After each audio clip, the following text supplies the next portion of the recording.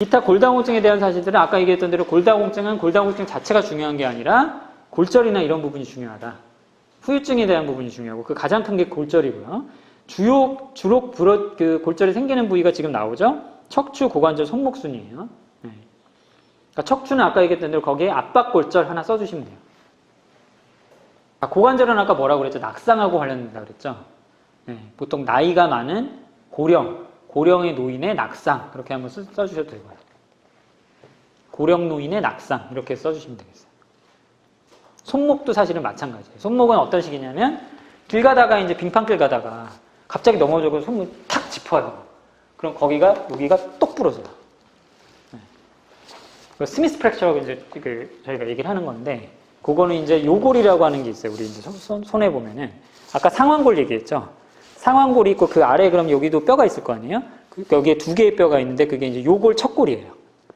레이디우스 얼라라고 하는 이제 그 두 개가 그 뼈가 있는데 그 중에 요골, 디스탈 요골 디스탈 라디우스 프랙처라 그래서 요골이 이 아래쪽 짚으면서 여기 충격으로 인해서 여기가 탁 하고 부러지는 게 있는데 그게 또 잘 와요.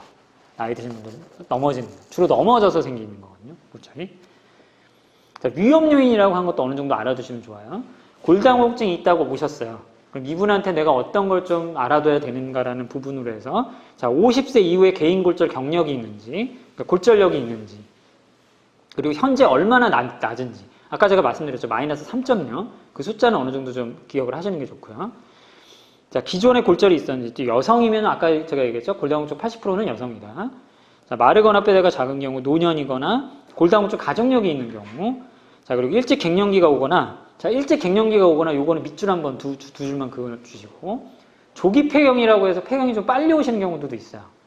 그런 경우들은 젊은 분들이라고 하더라도 골다공증에 대한 부분을 한번 캐치를 하셔야 돼요.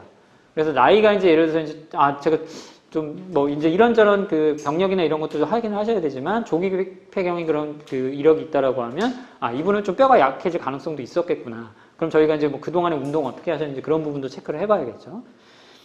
자, 그 다음에 월경이 비정상적으로 없는 경우, 이 무월경이라는 게 무슨 뜻이냐면 비정상적으로 병적으로 이제 에스트로겐이 줄어들어서 월경이 안 생기는 분들이 있어요.